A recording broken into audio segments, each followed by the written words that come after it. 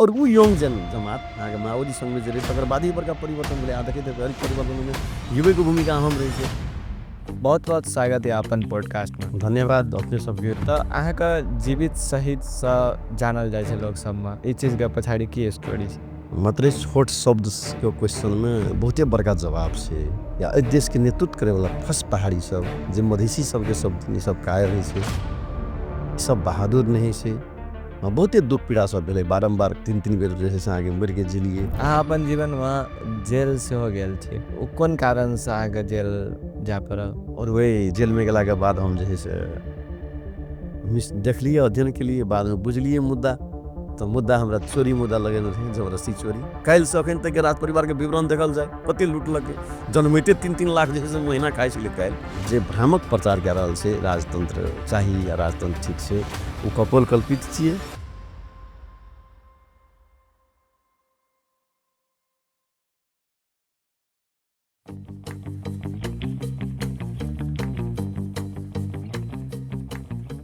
नमस्ते, नमस्कार, प्रणाम सब गोटे के। स्वागत है यहाँ सबका एक एपिसोड में, जता हम सब बात करे छी मधेश मिथिला माइट से जुड़ल विभिन्न प्रतिभा सबको। वही क्रम में हम सबके साथ आज जुड़ चुकल है अरुण कुमार शाह जी। उनकर दोसर नाम भेल अनिल शाह। और अरुण जी का परिचय के बात कहबे तो भूमिगत जीवन जरा अंडरग्राउंड कहल जाए छे।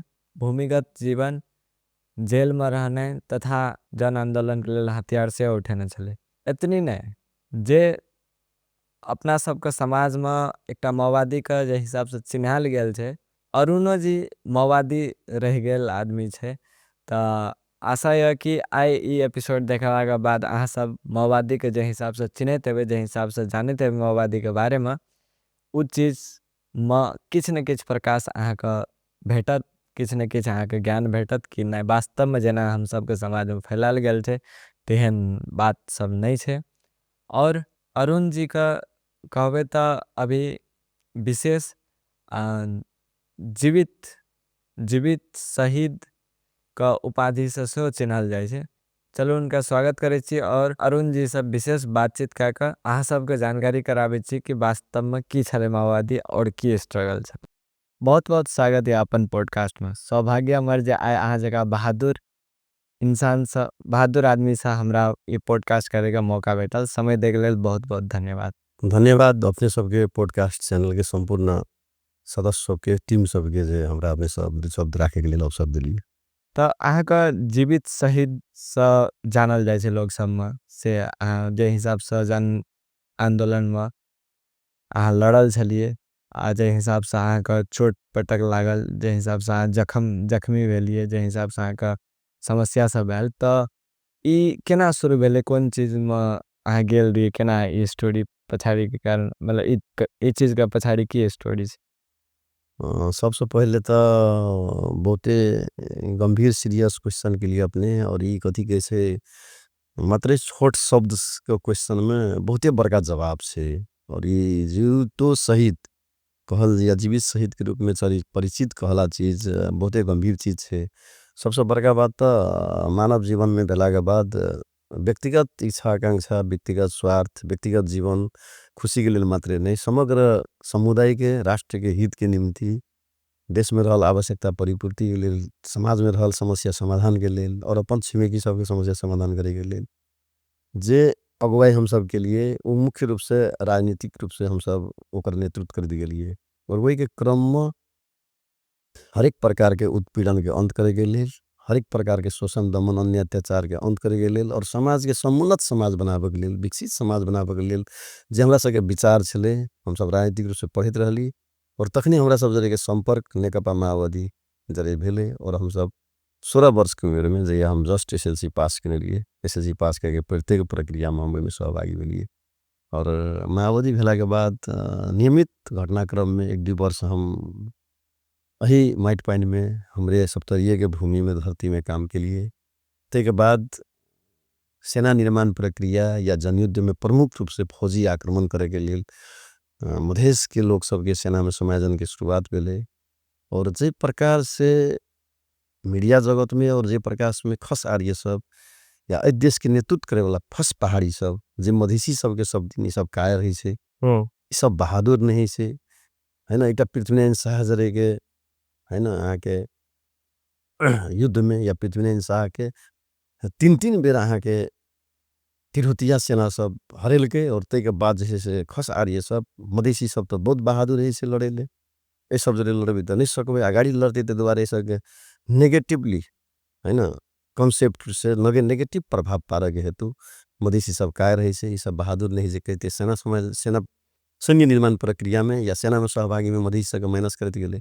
तो वही के हिसाबों से और हमरा सबके मुख्य रूप से वो चीज के क्रॉस करत हैन हरेक प्रकार के वर्गीय जातीय क्षेत्रीय लिंगीय उत्पीड़न के अंत के हेतु जे युद्ध भेले देश में एकटा महान जनयुद्ध ओहि में हम एसएलसी पास के बाद सहभागी भेलिए और तैके बाद 2 वर्ष मात्रै मधेश में रहला के बाद हम सेना निर्माण प्रक्रिया में पहाड़ में गेलिए और हमर माओवादी जनयुद्ध में लगभग 20% मात्रै समय ए धरती में मधेश के धरती में गेले हम 80% या 75% समय जैसे अहाँके मुख्य रूप से जनयुद्ध के मेन बेस जनमुक्ति सेना नेपाल के हम कमान के लिए और प्राय जनमुक्ति सेना नेपाल के नेतृत्व करत कला मधेसी सब जे बहादुर है वही चीज के प्रमाणित करेके हेतु हम सब बारंबार युद्ध में आगाड़ी बढ़लिए और जे मधेसी युवा सब दिन रात बाइक में साइकिल मोटरसाइकिल में गाड़ी में चढ़ल रहे ओकरा ले जाके 4-4 घंटा 5-5 घंटा के उकालो ओरालो कहियो मकई के भात कहियो के कोदो के ढीड़ो कहियो भूखले अत तक रहे के खाए के सहे के क्षमतावान बनिलिए और वही के कारणे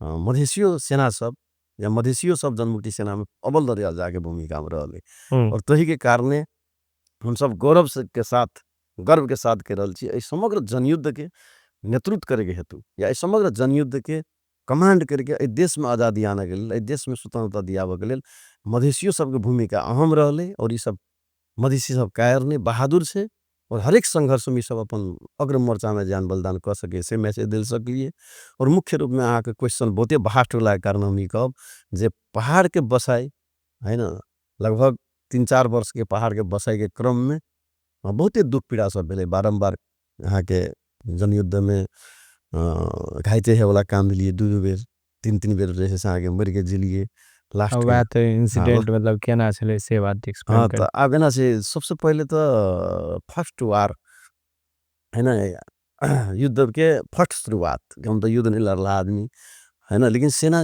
में गेला के बाद तो अहाँ के फर्स्ट फायर हमरा सके ऐठाम लहान के छो में से भमरे भुसुआ खोला फर्स्ट बेर भमरे भुसुआ खोला में भिड़ंत भेले बाहर में कतनो बहादुरी रहे तो भीतर से डर है फर्स्ट बेर फायर खोलला के बाद या अंधा धुंध गोली बम वर्षा भेला के बाद जैसे बहुत डर पसली तखनी का फीलिंग्स एहन आबि रहल छै हम सब जैसे डर लिए लेकिन तै के बाद नियमित प्रक्रिया वह भेला के कारणे फर्स्ट बेर तो एहन ले लिए लेकिन बैठाम के लड़ाई तो खाली हम सब जैसे लखेटलिए पुलिसो प्रशासन सब जरे के भिड़ंत भेले लेकिन नजदीक आबि के आगे भिड़ंत लॉन्ग टाइम नहीं भेले उ सब अपन अपन बाटो चली गेले हम सब अपन अपन बाटो चली गेलिए ठाके टारगेटली फायर नहीं रहे टारगेटली हम सब ढम लड़ाई जैसे नहीं भेलिए अकस्मात झड़प भेला के कारणे आगे रास्ता में टकराव भेला के कारण का निकाल भेले तकर बाद नहीं भेले दोसर नंबर में तै के बाद के प्रक्रिया सब में एकरा दिमाग में हरदम सवार रहले जे वास्तव में हम सब कायर नहीं छी बहादुर छी और हमरा सबके एकटा मैसेज दिए पड़ते तै के हेतु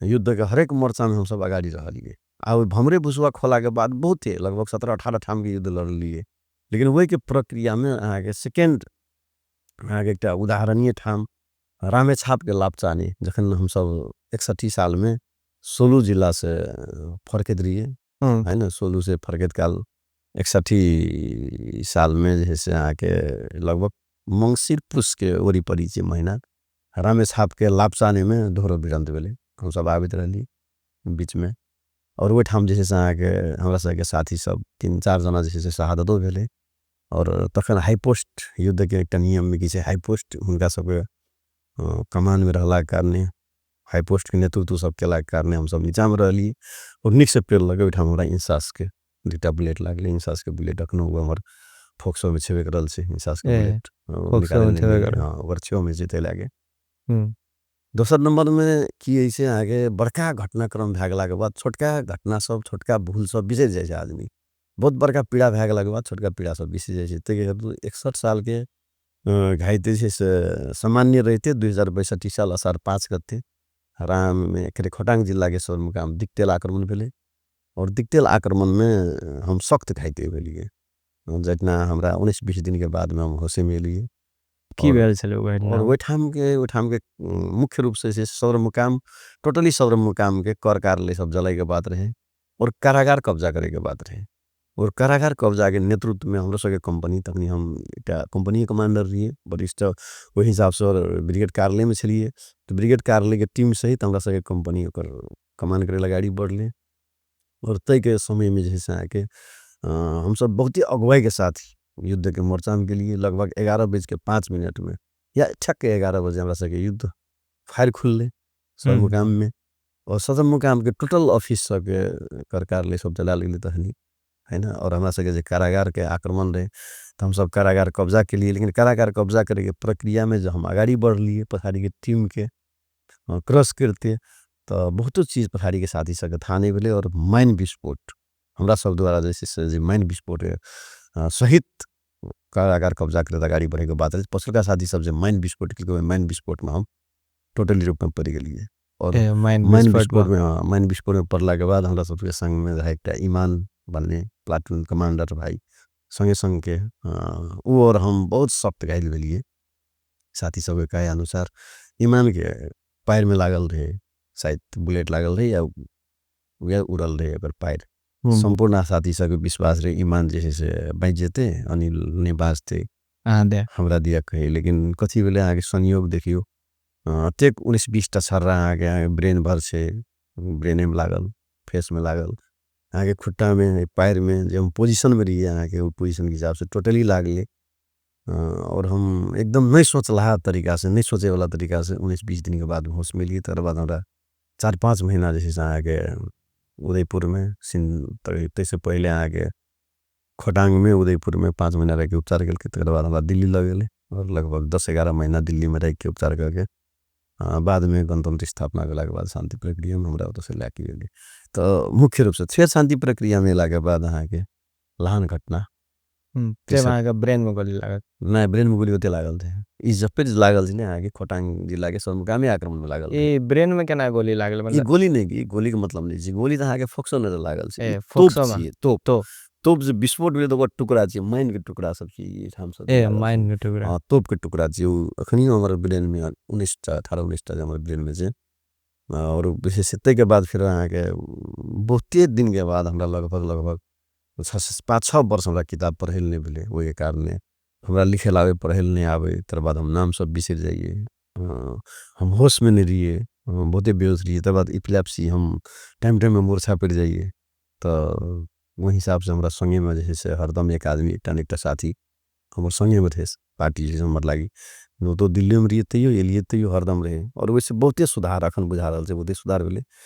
फिर भी ब्रेन में पेन जैसे से वही बीच में हम लगभग 3-4 दिन से बेडे रेस्ट रहिए। बहुते पेन होते रहे ब्रेन में आगे। बाद में देख ली तो ब्लड प्रेशर बहुत लो रहे। तो स्वास्थ्य के हिसाब से बहुते एक समस्या जैसे आबते रही है। वही प्रक्रिया में जैसे आगे खोटांग घाइते भेला के बाद में ठीक भेलिए। 63-62 साल के आक्रमण में ही भेलिए। 61 साल में हमें साहब के लापचाने में भेलिए तनी मिस भेल। 62 में खोटांग में आक्रमण भेलिए। और 63 साल माघ 5 गते ठाके लहान घटना जेठाम से मधेश आंदोलन के शुरुआत भेल वही में ठाके पड़ लिए। और लहान घटना के शुरुआतों में जैसे हमरा ऊपर से फटाहन लगे आगे। और तखनी से हम घायल भेलिए। फिर घाइते भेला के बाद फिर फिर तो एक कंटिन्यू 3 वर्ष जैसे से आगे घायल भेलिए। और घायल भेला के बाद फिर जैसे से तेन खासे सीरियस तो नहीं भेलिए, उपचार भेले। बाद में ले गेले आगे धरान, हम सब धरान में रह लिए। और धरान में मधेश आंदोलन के इन भेला के बाद या समझौता भेला के बाद हम सब घुर के लिए। और हमरा जैसे बरयात्री रिहा के लगे छोड़ लगे लगभग 1 महीना के बसाई के बाद। तो अही हिसाब से संघर्ष के हिसाब से अपने लाइफ कखनो गौरव कथा लागे छे, गौरव महसूस है छे। एते परेशानी के बाद भी आखन लेकिन खुशी ये बात में लागल छे जे हम सब जगह लागी बलिदानी के लिए हमरा सबके जे सपना रहे देश में गणतंत्र चाहिए, संघीयता चाहिए, समानुपातिक समावेशी चाहिए, देश में रहला हर एक प्रकार के उत्पीड़न का अंत है के चाहिए, हर एक प्रकार के शोषण दमन अन्याय अत्याचार के इन रहे के चाहिए। और हर एक व्यक्तित्व स्वतंत्रता पूर्वक अपन लाइफ जीवन यापन कर सकैए, समाज के द्रुत गति में विकास है, राष्ट्र के जे एकटा गरीबी छले ओकरा आगाड़ी बढ़ाबी जे परिकल्पना केने रहिए प्रतिशत के आधार में जते सोचने रहिए वही अनुकूल तो नहीं भेले, ओहिमे बहुते असंतुष्टि सब से भीतर में। फिर भी कोनो भी चीज के मूल्यांकन अहाँ के तुलना में कयल जाय छै। हमने तुलना में यदि कयल जाय तो ऐसे 15 वर्ष पहले के जे नेपाल के अवस्था रहे वही के तुलना में नेपाल अखनी हरेक हिसाब से राजनीतिक रूप से अव्वल छे, है ना, विकासों के द्रुत गति में अगाडि बढ़ रहल छे और स्वतंत्रता के बात कयल जेतै कोई ककरो पर शोषण दमन नहीं छे। तो तुलनात्मक हिसाब से पहले से बहुते नेपाल जे है से एकटा मॉडल में अगाडि बढ़ रहल छे। फिर भी एकरो कमी छे, है ना, कमी त अखन बहुत कमजोरी छै से भीतरों में जे ऊंचाई के साथ नेपाली जनता या हम सब जे ऊंचाई के साथ बलिदानी के लेल तैयारी भेलिए, युद्ध में हम फाल लिए, मृत्यु और मुक्ति के कसम खिलिए, वही अनुपात में ओते बड़का संघर्ष भेला के बावजूदो हरेक नेपाली जनता के मनोविज्ञान पूरा करे के लेल हम सब निश्चय कर रहल छिए। ई दुख के बात छे। हम सब आशा करे छिए जे कम से कम काल के दिन में इहो नेपाली जनता के हरेक सपना साकार करे के लेल एठाम के राजनीतिक कर्मी, एठाम के ब्यूरोक्रेसी बढ़िया भूमिका खेलो हमसे आशा।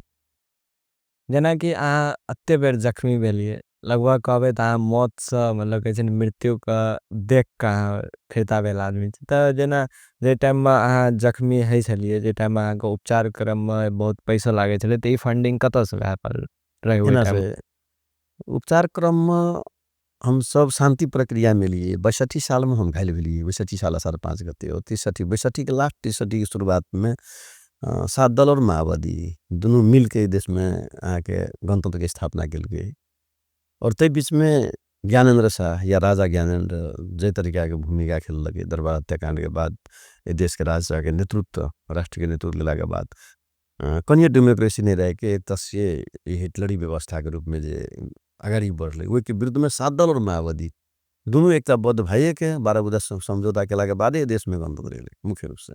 दूसरा नंबर विषय तखनी जो हम उपचार के क्रम में रहिए तो शांति प्रक्रिया में तो ये ले लेकिन कथी से आके ठाके देश के नेतृत्व करेला अवस्था तो नहीं रहे। फिर की रहे आके हम घायल रहिए तखनी युद्ध जारी रहे तो युद्ध के समय में पैसो ले जाइयो ल कनी समस्या रहे ते द्वारा नेपाल भारत एकता समाज रहे माओवादी के हमरा सके नेपाल भारत एकता समाज और नेपाल भारत एकता समाज हमरा तखिया हमरा था जे साथी सब के 30,000 भारू सहयोग केने रहे उपचार में तखन पार्टीगत हिसाब से। हाँ। दूसरा नंबर में एहि जगह जे जिला के हमर नेता सब रहे अशोक कुमार मंडल अमर जी, है ना, तकर बाद जे सूर्यनाथ यादव इहो सब रहे तखन मुख्य रूप से तखनी से आगे हमरा सके जैसे से बाद में मंत्री होल हमर महेश दाजू इनको सब के भूमिका रहे यो सब एठाम से अर्थ के जमा क के हमरा जैसे उपचार में पठावे और एकटा हमर संग में जैसे हमरे छिमेकी गांव कचंदहा करे सुखदेव शाह हमर संगे बेसी रहे उपचार के क्रम में सहयोग केल के रसोल के रहे पैसा तो लगभग एठाम से सहयोग केल के लेकिन लगभग अहाँ के हमर घरों के है ना 3-4 कट्ठा जगह बेच के तखन जैसे अहाँ के उपचार में लगल के घरों के लोग सब सहयोग केल के समग्र उपचार के क्रम में लगभग 7 कट्ठा जगह हम सब बेच के तो बाद उपचार में गेलिए और एकर बहुते प्रयासों भी भेले उपचार के नहीं से बाद में शांति प्रक्रिया मेला के बाद डॉक्टर बाबूराम भट्टराय बहुतो प्रयास केल के विदेशों तक पठवे के लेल जखन अहाँ के बाबूराम जी प्रधानमंत्री रहे अहाँ के राजेंद्र महतो अर्थमंत्री रहे अर्थमंत्री रहे स्वास्थ्य मंत्री रहे तो राजेंद्र महतो जी प्रयास करके उपचार करे लेकिन नियम तक कथी से अहाँ के डॉक्टर के रिफर नहीं लिखे तक अहाँ के बीमारी के उपचार करे के लिए विदेश पठवे के बात नहीं होते और तखन हम स्वयं कहलिए जे हम प्रेशर द के विदेश जे विषय नहीं यदि हमर उपचार संभव नहीं है तो हम उपचार ही करबे एठाम के डॉक्टर सब डॉक्टर च्याङ उपेंद्र देवकोटा पवन सुल्तानिया ये संपूर्ण हमर जैसे न्यूरो के ब्रेन के देखने रहले फर्स्ट बेर डॉक्टर च्याङे कहल यू आर लक्की मैन एहन आदमी नहीं बाँचे अपवाद में बाँचे है ना तर बाद अहाँके डॉक्टर च्याङे के हाथ दबाई के अहाँके उपेंद्र देवकोटा जी सेहो निरंतरता दिल के ओकरे दबाई के अहाँके पवन सुल्तानिया जी सेहो दिल के और पवन सुल्तानिया जी के कहे रहे जे नेपाल के ई संविधाने खराब ही अहाँ अतीत देश के लिए मरलिए संघर्ष के लिए अहाँ के लिए रिफर चाहिए लेकिन एक सांसद बनले तो काटो करते तो विदेश जेते उपचार करे है ना? क्या बात छै। तो पूरा कतौ न कतौ मजाक भेलै। राजनीति हाँ, जे हिसाब से कहने असफल रहे कि रहल। हमरा फीलिंग सही छै, कखनो कोनो हम समझै छियै। तो तखन अहाँके बाबूरामो जी डॉक्टर बाबूरामो भट्टराई प्रधानमंत्री तऽ बहुते प्रयास केलकै उपचार करै लए। बादमे हम स्वयं कहलियै यदि ई उपचार नहि हेतै तऽ डॉक्टर साहब कहलकै हमरा पवन सुल्तानिया जी बहुते नीकसँ कन्विंस केलकै अहाँके एहिसँ फाजिल उपचार नहि हैत, ई करबे नहि करत ऑपरेशन, किएक तऽ ऑपरेशन कए कऽ हलैवला विषय नहि छियै। फेर अहाँ रिस्क क्या मोल लेबै, अहाँके लाइफ तऽ चलि रहल यए, क्रमिक सुधार भऽ रहल यए। काल्हि तक नहि साल बजल आब बजै छियै, पढ़ै छियै, रस रस रस रस लिखै छियै। तखन हमरा लिखै लए होइत रहै, हमरा पढ़ल नहि होइत रहै। तऽ हमरा अहाँके स्पीच थेरेपी कराबै, डॉक्टर अहाँके स्पीच थेरेपी कराबै, क्रमिक सुधार हइ ओहिसँ। तऽ हमरा ओ बहुते ढङ्गसँ कन्विंस केलकै, तकर बाद हम तैयार भेलियै नहि हम नहि जेबै उपचार करै लए। होइन राष्ट्रके पैसा मात्रै खर्च हेतै, हमर उपचारे नहि हेतै तऽ हम कथी लए विदेश जाउ एक। ताहि दुआरे हम जे छै से अहाँके पछाड़ी हटलियै और उपचारमे नहि गेलियै। राष्ट्रीय खातिर। हाँ अहाँ अपन जीवनमे जेल सेहो गेल छियै। तऽ जी। ओ कोन कारणसँ अहाँके जेल जाय पड़ल? एना से मतलब हमर व्यक्तिगत लाइफके तऽ व्यक्तिगत कोनो कारण नहि छै, हमर जीवनके हमरा सब बुझाइमे हमरा राष्ट्रके बुझाइ लेल। हाँ हमर बुझाइमे कथी छै तऽ आदमी बाल्य अवस्थासँ 16 वर्ष तक तऽ लाइफके बुझाइएमे चलि जाइ छै। हाँ। होइन कथी छियै हम बुझलो नहि रहै छै। अतः 20-25 वर्ष तक नहि छै ता तक आदमी बुझबे नहि करै छै हमर जे छै से अहाँके रोड मैप की छै हम की करबै। तऽ हम जखन माओवादी बनलियै 16 वर्षके उमेरमे SLC दऽ के, हमरा सबके बेरमे नियमे रहै 16 वर्ष पुगै तब SLC दिया दै। तऽ हम 15 वर्षके रहियै लेकिन जन्ममिति घटाके 16 वर्ष कऽ के SLC देलियै। तऽ तखने हम अहाँके भावनामे बुझलियै एहन माओवादीमे सहभागी भेलियै शुरुआती बेरमे। तऽ माओवादीमे शुरुआत भेलाके बाद कहबे केलहुँ अपनेके 1-2 वर्ष मात्रे एतऽ रहलियै, बादमे हम पहाड़ेके लड़ाइमे बेसी रहलियै। तऽ ओहिके प्रक्रियामे एकदम स्वावलम्बन बैंक कब्जा भेल रहै। एकटा अवस्था एहन रहै 58 सालके ओ बीचके पीरियडमे कहि रहल छी। एहन अवस्था रहै जे तखनी हमसब महसूस केलियै लाइफमे अपन कहल चीज या अपन अपनत्व जे छै ने हरेक स्वार्थ जरे जुड़ल छै। और हाँ। जे हमर रिलेशनके लोग, नाताके लोग, सम्बन्धके लोग रहै तऽ ओहो कहै जे आइ काल्हि नहि आबू। हमसब जखन माओवादी रहियै हाँ। तखन कहै आइ काल्हि हमरा सबके घरपर नहि आबू। तऽ हम तऽ एखनिओ वएह क्वेश्चन करि रहल छियै। तऽ तखनी अपन घर तक नहि आबऽ दै नाता कुटुम्ब सब। तऽ ओहि अवस्थामे की रहै बहुते पीड़ा रहै हमरा सबके जीवन यापनके लेल। हाँ। जीवन यापनके लेल पीड़ा रहै, कथी खेबै, कतऽ रहबै। तऽ ओहि अवस्थामे की रहै तऽ अब जते रहै घरसँ हमसब सहयोग तऽ करियै, घरोसँ लए कऽ जाइए, लगानी करिए। हमरा सबके नेता सब रहै ओहो सब लगानी करै। लेकिन अवस्था केहन चलि एलै, केहन अवस्थामे जे ककरो तऽ आब नहि छै, घरो जायवला अवस्था नहि छै, एतेक घेराबन्दी छै, घरो जाय नहि सकयवला अवस्था। तऽ ओहि समयमे की भेलै अहाँके आर्थिक सहयोग सब उठाबिए तऽ ताहि बीचमे बहुते कम रहिए हमसब साथियो सब 7-8 जना मात्रे रहिए। अहाँके जखनीके घटना छियै अहाँके 59 जेठ 19के घटना, जेठ 18 या 19 घटनेके घटना छियै। तऽ स्वावलम्बन बैंक जे छै से अहाँके गाँवे-गाँव आबै पैसा उठबै जाइ। तऽ हमसब स्वावलम्बन कब्जा करैके बाद या स्वावलम्बन बैंकके पैसा लैके बाद केलिए। ए तऽ ओहिके प्रक्रियामे कब्जा के। फर्स्ट बेर हाँ फर्स्ट बेर अहाँके D1 डेरहा D1 मे हाँ एतऽ। हाँ अशोक कुमार मण्डल अमर दाजू हमरा सबके रूपनी गाउँपालिकाके अखनी गाउँपालिका अध्यक्ष छै सिंहेश्वर शाह। हुँ। ई दुनू जनाके जाके जे छै D1 मे डेरहा D1 मे स्वावलम्बन बैंकके पैसा कब्जा करैके प्रयास केलकै। गेलै प्रयास प्रयास की करतै केलकै कब्जा। ई सब साइकिलमे गेलै और ओकरा सबसँ जे छै से पैसा लेलकै आ एलै। तऽ अखाढ़ महीनाके जेठ अखाढ़ महीनाके समय रहै, ई सब जे पैसा लए कऽ आबऽ लगलै पूरा जतेक अहाँके चोरी नहि होइ छै हुँ। धान तान रोपैवला अहाँके हर कोदारि चलबैवला सब जे छै से दौड़के सबके घेरैके प्रयास केलकै। तऽ ई सब तऽ झन्डे जे छै से गिरफ्तार भए गेलै, तखनी तऽ गिरफ्तारी एहने मौत रहै बड़का। हाँ। ई सब भागिके देलै आ पैसा गनलकै तऽ जमा 7-8 हज़ार मात्रे भेलै। तऽ हमरो सबके बड़ा एकदम न्यासरो लागल, निमन लागल, एतेक रिस्क मोल लए कऽ 8 हज़ार रुपैआ होइ छै तऽ नहि नीक बात भेलै। तऽ हमरा सबके था रहै हमरो सबके गाँवमे स्वावलम्बन जमा होइ छै, पैसा लै छै, दिन था रहै शायद सोम दिन छियै जाइ। तऽ तहिना लागि रहल छै। तऽ हमसब कहलियै हमरो गाँवमे होइ छै देने लिअ पड़तै। तऽ हमसब तखनी मोबाइलके एतेक बड़का मोबाइल 63के बाद एलै। मोबाइल तोबाइल तऽ नहि रहै।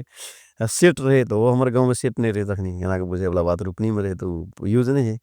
तऽ हमसब जे बुझलियै तऽ कहलियै नहि रूपनियेके बरू ई हमरे गाँवके बरू लऽ कऽ जेबै तऽ बेसी पैसा होइ छै केतौ बुझाइ रिपोर्ट तऽ आबै। तऽ हमे अमर दाजू वएह फेर अशोक कुमार मंडल अमर दाजू दुइयो जना कऽ के रूपनीके स्वावलम्बन हमर के रहै रूपनी गाउँपालिका एखुनका तखुनका रायपुरके आबिसाके 4 नम्बर वार्ड रहै हमरा अखनी 2 जे छै। हैदराबाद हमर गाँवेमे स्वावलम्बनके पैसा जमा भेलै और हमसब जाके हमे अमर दाजू कहलियै जा तू लऽ लिअ चलि आइअ। तऽ अमर दाजू अपना नहि गेलै छउमे रहलै खड़ा, हम जाके पैसा लऽ के सबके रुमालमे बान्हिके आ जदि चिन्हारे रहै सबके कहि देलियै सब पैसा लऽ के जाइ छियै। तेहन कोनो बात हेतै तऽ नाम ताम नहि कहिअ सकबर रिपोर्ट नहि करिहऽ। से कहलिए लेकिन से से कोई न कोई तो कहबे केलकै। तो ओहिठाम जे है से अहाँके मोटरसाइकिल के चाबी रहे वो हम फेंक देलिए। तर बाद हम सब पैसा लके निकलिए। आखिर महीना बाहर तो मुल्क रहे। तो तेना के पैसा कब्जा करके गेलिए। पैसा कब्जा केले के दिन शाम में आबि के हमर मम्मी पापा के गिरफ्तार करके ल गेले सेना पुलिस। व्यापक यातना देलकै। मम्मी तो हमर बाद में मानसिक रोगी भ गेले 2 बेर गिरफ्तार केला के बाद। आ पापा हाँ, हमर टीचर मेंटल प्रेशर बढ़े छलै। पापा हमर टीचर रहे। अखाड़ के महीना अखाड़ के छुट्टी तक रहले। तकर बाद अहाँके छुट्टी तक राखलकै। फिर स्कूल खुलले तो ओकरा छोड़ देलकै। जे होस भूमिका खेललकै। तो ई हमर पापा और के जते पैसा हम ल गेलिए 19,000 लगभग तहिया के 19,000 रुपया एठा जमा भेल रहे बेसिए रहे। उ पैसा हमर मम्मी पापा से ल के तब छोड़लक नेपाल सरकार या तखनका अहाँके स्वावलम्बन के हाकिम एठाम के पुलिस प्रशासन सीडीओ जे भी मिलल हो। लेकिन ई विषय तो फिर हमरा था भेले पैसा दल के हिसाब इंड भ गेले। हमरा पर मुद्दा दर्ता भेले से था नहीं भेले। तो मुद्दा है 59 साल के 59 साल के घटना जी। मुद्दा 59 साल के एकर फैसला भेले अहाँके 71 साल में है ना। फैसला भेले तो अहाँके हमर तो कुछो न रहले कोनो थाहे न से मुद्दा के। तो फैसला भेले अहाँके 1.5 महीना कैद 49,000 जरिवाना। से बात हमरा था नहीं भेले। फैसला 71 साल में भेले। लेकिन हमरा गिरफ्तार केलकै 73 साल में। जखन हमरा गिरफ्तार केलकै तखन हमरा इहो था नहीं रहे हमरा कौन मुद्दा में कथी ले गिरफ्तार केलकै पुलिस। बाद में बाद में हम भीतर गेलिए तो हम भीतर में जाके बुझलिए कि हमरा रात एके रात राखलकै बिहाने बने जेल पठा देलकै। तो जेल में हम रहलिए। संयोग बस तखनी हम पार्टीगतो हिसाब से माओवादी केंद्र के नहीं भके हम नया शक्ति डॉक्टर बाबूराम भट्टराई द्वारा खोलना पार्टी नया शक्ति के जिला अध्यक्ष रहिए। और वही जेल में गेला के बाद हम जे से देख लिए अध्ययन के लिए बाद में बुझलिए मुद्दा। तो मुद्दा हमरा चोरी मुद्दा लगेने रहे जबरदस्ती चोरी। और 1.5 महीना कैद केने रहे आ 49,000 जरिवाना केने रहे। और जरिवाना तिर्न नपाउने कहने रहे। और जरिवाना बापत 4 वर्ष कैद कहने रहे। आ पुनरावेदन गर्न नपाउने पुनरावेदनको हदम्याद गुज्रेको पुनरावेदन के हदम्याद गुजार देने रहे। हम पुनरावेदन करे नहीं पावलिए ठाइन रे की करबे। हाँ, आ फैसला जे भेले अहाँके त ओइ में जरिवाना तिरल नहीं पाबे। जरिवाना बापत 4 वर्ष के 1.5 महीना कैद के हमरा सजाय तोकने रहे। वही हिसाब से हम 3 वर्ष जेल में सजाय काट लिए। और 3 वर्ष 4 वर्ष 4 वर्ष रहे। तो वही में की भेले फिर नया मुलुकी संहिता हाँ, कम अहाँके कर नया मुलुकी संहिता 2075 में लागू भेले भदौ 1 से। और नया मुलुकी संहिता अनुसार की भेले पहिले एक दिन जरिवाना बापत जेल में रहे छले लोग तो 25% मात्रै कटे। नया मुलुकी संहिता अनुसार की भेले एक दिन बापत 300 रुपया कटल भेले। तो हम 49,000 रुपया बापत जरिए तो हमर तो महीने के 9,000 भ जाए। हाँ, है ना। तो अहाँके महीने के 9,000 भ गेले तो 6 महीना में 54,000 भ गेले। आ तै में हम 1.5 वर्ष काट लेने रहिए सजाय पहिले। आ तर बाद नया मुलुकी संहिता लागू भेले तो ओइ चीज के हम लागू करे खोजिए। फर्स्टे हम लागू केलिए हमर एठाम जिला में जिला अदालत में। तो हम लागू केलिए बहुत पहल केला के बाद कि अहाँके टोटली रूप से नहीं बनि गेल रहे कानूनी रूप में सब प्रक्रिया अहाँके नहीं ऐन नहीं चलि गेल रहे। ऐन तो बनल रहे टोटली कारण नहीं भेल रहे। तो वह कार्यान्वयन के प्रक्रिया में सबके भूमिका अहम रहले नेतृत्व सबके हमर माओवादी केंद्र के पार्टी सके डॉक्टर बाबूराम भट्टराई के सबके पहल रहले। और वही के कारण से हम 1 वर्ष पहले आगे 2075 साल माघ 10 गते हम कैद मुक्त भेलिए।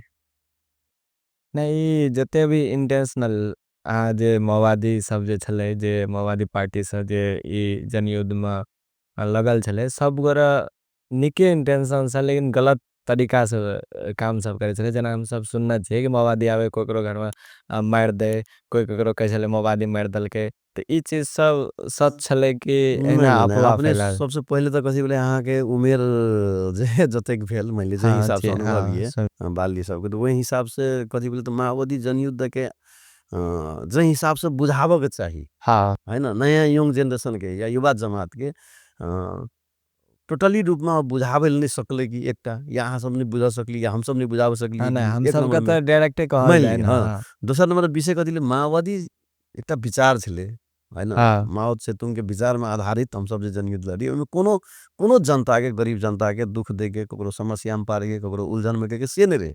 हमरा सबके तो लक्ष्य ई रहे जे समग्र राष्ट्र के हित के लागी देश के हित के लागी समग्र नेपाली जनता के मुक्ति के लागी आजादी के लागी हम सब तो अपन मृत्यु वरण स्वीकार नहीं रहिए मृत्यु स्वीकार लिए। तो हाँ हमरा सबके व्यक्तिगत इच्छा आकांक्षा तो ककरो रहबे नहीं करे तो बात गलत चीज। सही और बात। रहले कथी बात माओवादी जनयुद्ध अगाडि बढ़ला के बाद एहिमे जे कुछ आदमी सब घुसले व्यक्तिगत अहाँके स्वार्थी व्यक्तित्व सब व्यक्तिगत इच्छा आकांक्षा मनोविज्ञान में बकला लोग सब उ माओवादी के नाम में अझ टुक के कहल जाए तो चोर सब फटाहा सब डाका सब जे अलग तरीका से कैल तक जनता के ठगे लूटी करे चोरी करे डाका करे माओवादी के नाम में वो करा लगे। हथियारबद्ध आंदोलन माओवादी लड़ले तो माओवादी के नाम में लोग बेसी डरावे हाँ है ना कि तो माओवादी तो सेने पुलिस जरे युद्ध लड़े सेने पुलिस के मार के आवे तो जनता तो बेसी डरावे तो लोग की करे समाज में दुश्मनी साधा के लेल ठको के लेल पैसा लूटे के लेल माओवादी के यूज कल के नाम के तेहन हाँ, बात कोनो नाम नहीं मात्र छै यूज अते कर बड़का विचार में अखनी एते बड़का वएह परिवर्तन तो देश जे में ले हिसाब से अहाँके हाँ देख रहल छी हाँ अहाँ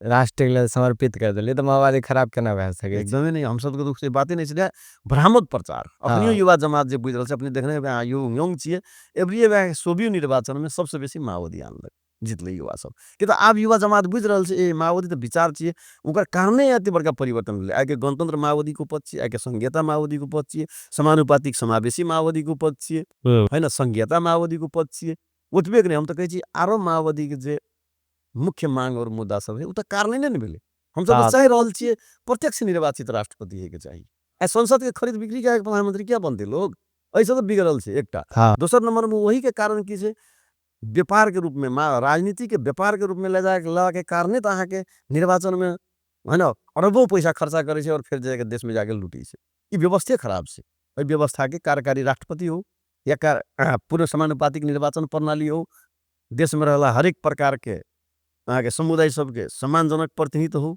राष्ट्र के हरेक अहाँ के निकाय में वही चीज के अहाँ के देखबे तो वास्तव में हम सब जे तरीका से संघर्ष के आगे लड़ लिए ये के लिए वो तो बहुत बड़का महायज्ञ छे और वो महायज्ञ केला कारणे देश में एते बड़का परिवर्तन भेलै 237 वर्ष के राजतंत्र तो ई कांग्रेस एमाले के नाराबाजी में थोड़ी राजतंत्र हट दिए तो मजाक मात्र ये दिए वो सब तो केल के अहाँ का 2.5 वर्ष आंदोलन कांग्रेस एमाले हाँ लेकिन वो गणतंत्र नहीं अला के बाद 12 बुधे समझौता के आगे माओवादी संगे ई देश में युद्ध लड़ गेलै ई बुझा पड़ले ई व्यवस्था माओवादी के उपज छिए है ना ई अखुनका संघीयता माओवादी के उपज छिए गणतंत्र समानुपातिक समावेशी या अखुनका जे देश एकटा गति में जा रहल छै स्थानीय सरकार हम अहाँ देख रहल छिए हाँ प्रत्येक गांव पालिका नगर पालिका में 15 से लेके 20 करोड़ के बीच में अहाँ के आबि रहल छै प्रत्येक वार्षिक रूप से अर्थ यदि हमर अहाँ के सामने में से हम अहाँ टाइटली जेबै बढ़िया से जेबै तो बहुते विकास हम अहाँ स्थानीय सरकार स्थानीय तह में कर सकै छिए तो मुख्य रूप से ई बुझ पड़ते माओवादी प्रति उ भ्रामक प्रचार जे काल लगायल गेलै अहाँ हाँ सब देखने हेबै माओवादी मात्र नहीं जनतांत्रिक के नाम में कुछ आदमी सब उदय भेलै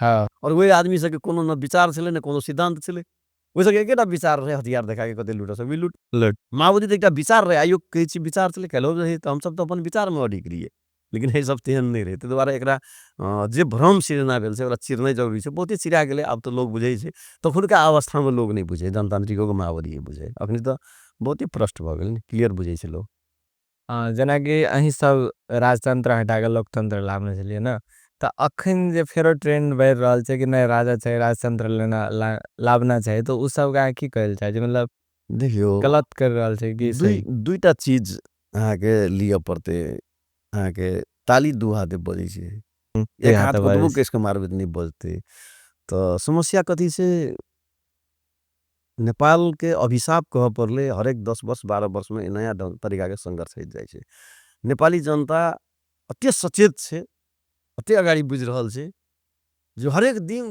परिवर्तन खोज रहल छै औ से निमन हुए हाँ है ना तही के कारण अते बड़का चीज सब ये ए देश में परिवर्तन भेलै फिर भी जै हिसाब से अखन जे विषय उठ रहल छै या राजतंत्र के पक्ष मुकालत कर रहल छै ई तो टोटली नेगेटिव और भ्रामक चीज छिए अहाँ के मृत्यु भेल लोग फिर जीवित नहीं होइ छै हम्म नहीं बोलिए बात जे राजतंत्र समाप्त भ गेलै फिर जीवित नहीं हेतै उ तो कथी छिए अहाँ के मुख्य रूप से हमरा अहाँ के छिमेकी सब जे छै जे तरीका के भूमिका ओकरा हुनका सब कहे के चाही एकटा समस्या उ छिए देखऽ पड़तै जे हिसाब से नामे तो के कथी कहबै अहाँ के मुख्यमंत्री सब के भूमिका जे हिसाब से बाजि रहल छै अपन राष्ट्र में राजतंत्र के शब्द नहीं उच्चारण करे छै नेपाल में कहै छै राजतंत्र चाही हाँ तो एकटा विषय ई देखऽ पड़तै दोसर नंबर कथी छै दोसरो कारण बहुते बड़का त्याग बलिदान के बाद जे देश में परिवर्तन भेलै जते बड़का आशा अपेक्षा नेपाली जनता राखलकै जे आब एहि देश में गणतंत्र अयला के बाद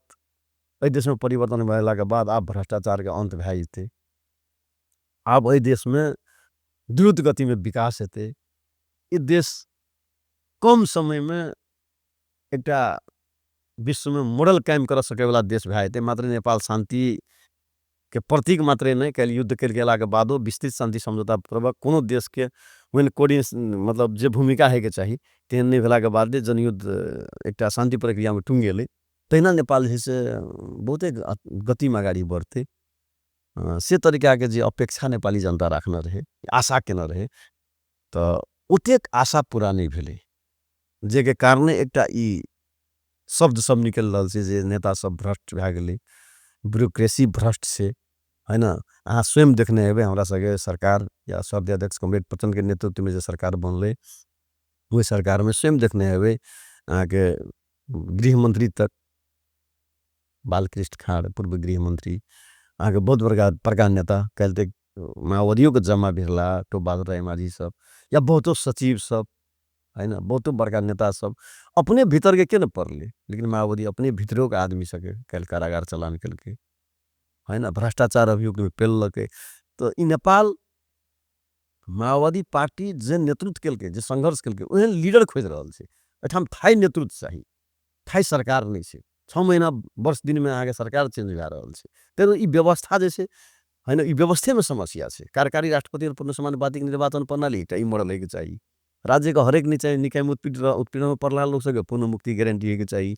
और अखनी जे अपने क्वेश्चन के लिए अगर एकेटा कारण छै भ्रष्टाचार और व्यथिति, वही के कारण ये भेलै। पॉजिटिवली पॉइंट की देखा पड़ते, आई जनयुद्ध भेलै तब तो बालेन जन्मले, जनयुद्ध भेलै तब तो हर्क साम्पाङ जन्मले। मैं मात्रै वह हटा नहीं, आई एकटा क्षमतावान अखनियो देखबे अहाँ के कनिए दिन के अहाँ के परीक्षण देखबे, तो परीक्षण में अहाँ के बहुतो ठाम जे मोरल विकास केलकै तो माओवादी से लाभ मेयर सब गेल, माओवादी से निर्वाचित भेला लोग सब केलकै। किंतु यंग जमात हमेशा परिवर्तन के पक्ष में छै। यंग जमात हरेक हमेशा न्याय के अगुवाई करे छै। यंग जमात हरेक समय में विकास के नेतृत्व करे कोरी छै। और वो यंग जमात अहाँ के माओवादी संग में जे रहे तकर बाद ही बड़का परिवर्तन भेलै। आ देखे थे हरेक परिवर्तन में युवा के भूमिका अहम रहे छै। तो अखनी जे राजतंत्र के बात फैलाक रहल छै, राजतंत्र के नारा फैलाके छै, ओकर एकेटा कारण कथी छियै, एकटा ब्यूरोक्रेसी से लेके नेतृत्व से लेके ब्यूरोक्रेसी सबके भ्रष्टीकरण, और नेपाली जनता जते बड़का आशा राख्ने रहे उ आशा पूरा भेनै। ई दुईटा कारण आगे बीच में की जन्मै छै, धौ ई हजारों राजा से तो रजे नीक। और एकटा तत्व, एकटा टीम की छै, तो ई चीज के प्रचारो क्या रहल छै, ओई व्यवस्था तो रजे नीक। काल तो लोग नहीं देखे कते ब्रह्म लूट है संघ में, एकरे केंद्र में राज परिवार कते ब्रह्म लूट करे। काल से अखन तक के राज परिवार के विवरण देखल जाए, कते लूट लगे। जन्मैते 3-3 लाख जैसे महीना खाइ छलै काल, एकटा बच्चा जन्मले तो ओई के तुलना में तो कुतो नहीं छै। लेकिन हमर अहाँ के जनता की छै, नेपाली जनता आई तो वार्ड में देख रहल छै भ्रष्टाचार होइ छै। वार्ड अध्यक्ष खाइ छै, वार्ड सदस्य खाइ छै, कार्यपालिका सदस्य खाइ छै, गाउँपालिका खाइ छै।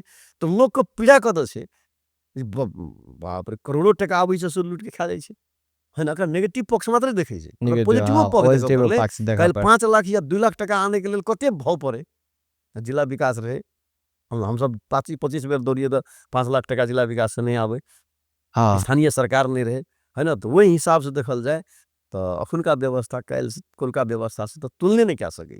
बहुत प्रगतिशील और उन्नत व्यवस्था चाहिए कुछ अपुगता के बावजूद, फिर भी ओहिठाम के एक आवश्यकता से नेतृत्व, सक्षम नेतृत्व, ईमानदार नेतृत्व बनने जरूरी है।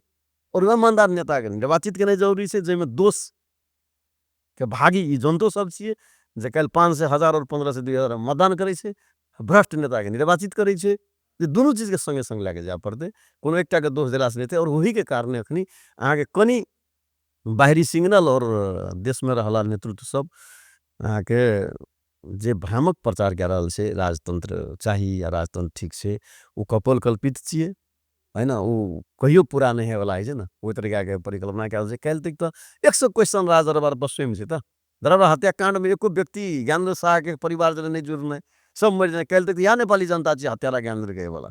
लेकिन की बोले नेतृत्व सब के भूमिका कुछ अपुगता भेले नहीं भेले से बात छै। और भ्रामक प्रचार केला कारण राजतंत्र चाहिए, राजतंत्र चाहिए, ई कल्पित बात छै, एमे कोनो सत्यता नहीं छै। ई अपेक्षा नहीं केला विषय जी की ई नहीं हेतै। अहाँ अपन जीवन में भूमिगत जीवन से बितने छै, जकरा कि अंडरग्राउंड कहल जाय छै, तो ओ किया रह पड़ल अहाँ के अंडरग्राउंड लिया। हाँ, तो वह विषय तो हम कह रहल जी। हम सब तो नेपाल के संविधान के विरुद्ध में रहिए, संविधान नहीं मानते रहिए। हम सब हथियार बंद आंदोलन के लिए, है ना, हथियार के विरुद्ध में हथियार उठेलिए, तो हम सब तो संविधान के विरुद्ध में रहिए, ते द्वारा तो हमरा सबके अंडरग्राउंड भूमिगत रही, रह पड़े अंडरग्राउंड कई रही। हमरा कानून के विरोध देखते में। गोली मारे के आदेश रहे, हमरा सबके नेता सबके 50 लाख, हमरा सबके सर्दी अध्यक्ष के मूड़ी के दाम तक न रहे, अगरा मारबे तो मार के या 50 लाख दऊ, है ना। तो हमरा सबके तो ऑटोमेटिक राज्य द्वारा जैसे से आके, है ना, संविधान नहीं मानला के कारण से हम सब जैसे से घोषित कैल दिए, ते द्वारा हमरा हम सबके तो अंडरग्राउंड भूमिगत रहे तो बाध्य भेलिए ने। हाँ, से बात। लोकतंत्र शब्द अहाँ के लेल की मायने राखे? देखियो प्रजातांत्रिक हिसाब से देखल जाए तो कोलका संविधान सब मुख्य रूप से बुझा पड़ले बेस के पिलर देश के त एकटा मुख्य कानून संविधान छिए। और नेपाल में आज तक में 7-7 संविधान बनले, तुलनात्मक हिसाब से कोलका 6 संविधान के तुलना में।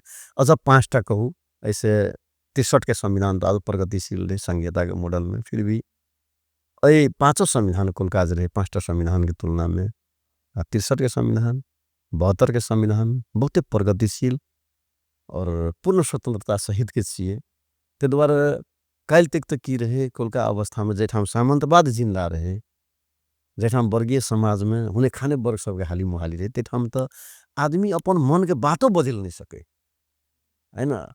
डर से मूली नुका के चल पड़े, और गांव समाज में ठाम रहला सामंत वर्ग सबके पूर्णतया गुलामी कर पड़े। वही के अवस्था यदि देखल जाए तो अखनका संविधान पूर्ण स्वतंत्रता, पूर्ण आज़ादी, है ना, हरेक के लेल बराबरी के बात छै। ते हिसाब से अखनका लोकतंत्र मुख्य रूप से स्थानीय लोक में समाज में ला जेनुन विशेष के पंडित करे के लेल ई संविधान उत्कृष्ट संविधान छै कोलका के तुलना में। तो द्वारा लोकतंत्र वहीना गौरव करेला विषय छै, गर्व के विषय छै। काल तक जेना गुलामी शब्द जुड़ल रहे संविधान जरे, है ना, दास्ता स्वीकार पड़े संविधान जरे, मालिक मुख्तियार के आदेश में चल पड़े, भार उगह पड़े, वही के तुलना में उनका संविधान तो बहुत तुलने नहीं करे वाला छै, सर्वोत्कृष्ट संविधान छै।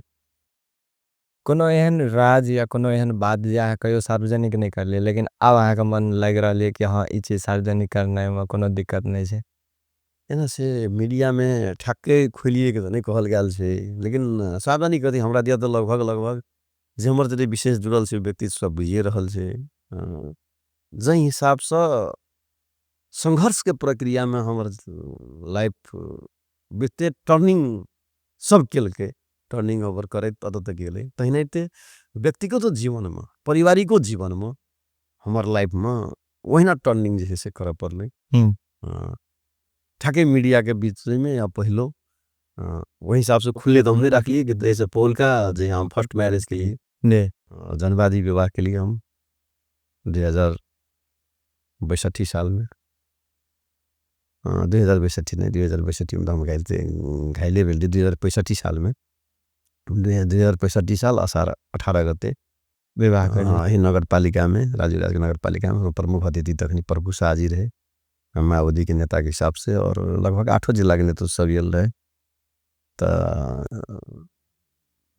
मात्र लाइफ के बुझे वाला प्रक्रिया के हिसाब से हम कहब वो एक अवस्था रहे, और तखन हम जैसे से मैरिज क्या के एक जनवादी विवाह का मॉडल दिलिए। हाँ, जे हमारा समाज में हम अपन लाइफ के हरेक प्रक्रिया के क्रांति जरे लाइफ के हरेक प्रक्रिया के परिवर्तन जरे जोड़ के देख लिए। और जो हमारा यहाँ के मधेश में मिथिला समाज में कैल तक दहेज प्रथा रहे, है ना, छुआछूत प्रथा रहे, अपने जात जरे मैरिज करे प्रदेश संस्कार रहे, बड़ा त्वरित जनवादी विवाह के अगाड़ी बढ़ लिए प्रक्रिया में अगाड़ी के लिए एक मोरल कैम्प के लिए। तहिनाते फिर बीच के प्रक्रिया में आके हमारे जेल जीवन के बाद जे हमारे उनका जरे के दूरी बढ़ला के बाद या उनकर अखनों तक विशेष डिटेल में था नहीं है जानकारी पारिवारिक बिछोड़ या ओकर हत्या भेले या अपहरण भेले या उ कतऽ से अखनों तक जानकारी में नहीं एले। तो बाद हम सेकेंड मैरिज 6 वर्ष के बाद मतलब आपका फर्स्ट वाइफ जे छल नहीं भेटल जी, ओकर कोनो था नहीं छै, वो भूमिसर में कार्यरत रहे। तो अहाँ के सेकेंड मैरिज हम जैसे से यहाँ 1 साल भेल अहाँ के सम्माननीय प्रधानमंत्री प्रधानमंत्री पुष्पकमल दाहाल प्रचंड के विशेष उपस्थिति में उनके आगे कार्यालय सहयोगी आगे शहीद परिवार फिर जैसे से एक नया मॉडल कम से कम उत्पीड़न में रहला कैल तक महिला सब जे हिसाब से रहता है शहीदों परिवार का फिरो पुनर्जीवन में खुशी साथ जीवन यापन करे के लिए सहारा के आवश्यकता से और परिपूर्ति हुआ प्रदेश के लिए हम सेकेंड मैरिज कविता कुमारी ठाकुर या कविता ठाकुर सिंह के लिए और तर बाद के जीवन फिर हम जैसे दुओ परिवार ओकरो घर परिवार के सब आदमी हमरो घर परिवार के सब आदमी खुशी साथ दुओ मिल के एकटा नया मॉडल जैसे से दे रहल छी और एकटा समाज में अ, हरेक पीड़ा हरेक उत्पीड़न हरेक समस्या के बादो खुशी छे जीवन में अहिना आशा सहित जिया पड़ते निराशा मात्रै नहीं छे सीखे के लिए जैसे हम सेकंड मैरिज के लिए तो अहाँ के मीडिया मार्फत है ना अपने कहलिए नया कब कुछ हाँ, कहूँ तो कुछ नया तो हमर कुछ नहीं छिपल छे जे। इहो हाँ, छै वह पुराने गप छी फिर भी अहाँ के हम लेकिन जानकारी के लिए खोज मैक्सिमम ठाम नहीं कहना हाँ चाहिए। बहुत सबके था नहीं थे लेकिन प्रश्न बात यहाँ चाहिए एगो अहाँके पर्सनल व्यू हम जाने ले चाहब कि जना ई शहीद परिवार के जना केकरो भी हस्बैंड शहीद भए जाइ छै उनका दोसर विवाह करने उचित लागेया कि नहीं? देखियो एकदम करना चाहिए हमर बुझाई या कथी से अध्यात्मवादी सब तो संयोजनी के बात करे छे क्या तरीका के जीवन के बात करे छे उ सब लेकिन रियल लाइफ कथी छे अहाँ के वास्तविक जे रियल लाइफ छे रियली लाइफ के हमरा अहाँ के मान के जाय पड़ते हम अहाँ देख रहल छे विज्ञान और धर्म के बीच में कतो न कतो एकटा अपन अपन खाल्डो एकरे रोड मैप छे विज्ञान एक तरीका से धर्म एक तरीका से जा रहल छे लेकिन मुख्य रूप से विज्ञान के यदि बुझैत जेबे हम अहाँ मान के जेबे तो अखनी जे प्रेजेंटेशन में से वह न प्रमुख छे और कल के अवस्था के परिकल्पना के तो नहीं हेतै ते दुआरे सबको खुशी साथ जिए के अधिकार छे और मुख्य रूप से हमरा सबके पार्टी कथी कहने छे शहीद परिवार सब जति अहाँ के जे शहीद भ गेले है ना उ त एकटा बहुत बड़का त्याग ओकर घर के लोग ओ केलकै एकटा दर्ज भेलै इतिहास में शहीद परिवार उ रहबे करते लेकिन व्यक्तिगत खुशी अपना जे तरीका से जीवन यापन करे सहारा चाहिए ना लाइफ के लेल तो सबको सपोर्ट चाहिए वही तो नहीं जिए सकते तो जे हिसाब से सपोर्ट के खोजी करते या मैरिज करे के लेल तैयार हेते हुनका सबके लेल प्रतिबंध नहीं करे पड़ते है ना शहीदो परिवार सबके खुशहाली पूर्वक जिए के हक छे वो सब चाहते खुशहाली पूर्वक जी तो है ना अपन नया तरीका से जीवन यापन करे के लेल नया सम्बन्ध जोड़ के अगाडि बढ़ सके हमरा से लागल छे हमरा सबके पार्टियों ओहि के लेल जे छे स्वतंत्रता देने छे जहाँ शहीदो परिवार सब सेकंड मैरिज कर सके ओहि के हिसाब से क्या क्या गाड़ी पर एंडिंग तिर जाए छी जी बहुत बहुत धन्यवाद हम सब टाइम दिलिए अपन बारे में सब चीज कहलिए आशा है कि जे हिसाब से समाज में माओवादी का चिन्हाल गेल छे ई एपिसोड उ चीज पर किछ न किछ प्रकाश डालना हेते जे हिसाब से नेगेटिव बात सब माओवादी के लेकर फैलाल गेल छे उ सच कतेक सच छे नहीं छे ई एपिसोड के बाद पता लगाइए लेना हवे क्योंकि जे हिसाब से अरुण जी अपन आप को राष्ट्र के लिए समर्पित केलकै तो अगर माओवादी वहन सोच का आदमी छले तो खराब केना कर सके छै तो आशा है ये एपिसोड अहाँ के लेल हेल्पफुल भेल तो किछ कहल चाहे छी ऑडियंस के समग्र में समग्र अहाँ के यूट्यूब चैनल अहाँ के यूट्यूब चैनल सुने वाला के हम धन्यवाद दै छिए और हुनका सब के हम सीरियसली कहल चाह रहल छिए जे हम अहाँ निक ड्राइवर खोजू तबे सही जगह पर पुगबै हम अहाँ ड्राइवर खराब खोजै छिए और भैर पेरा गाड़ी पर रही छिए ठाम पर नहीं पुगलिए समाज बदलक लेल समाज के बदला वाला लीडरशिप सबके निर्वाचित करू और सही सत्य के अगुवाई करे के लेल हम अहाँ अपने भीतर से चेंज हो हमारा अहाँ के मनोविज्ञान की से मानवीय मनोविज्ञान अपेक्षा पॉजिटिव चीज के रखबै लेकिन हर एक आदमी गलत करैत जेबै गलत कदम से लेके सही ठाम पर नहीं पुग सकबै हमर संपूर्ण जरे विनम्र अनुरोध छे जते बड़का संघर्ष के बाद जे ई आजादी नेपाल में भेटले एकरा संस्थागत विकास करे के लेल ओहने नेतृत्व से अगुवाई दियो तकर बादे हेते हम दोसर चीज रोप के फल खोजबै तो नहीं भेटते।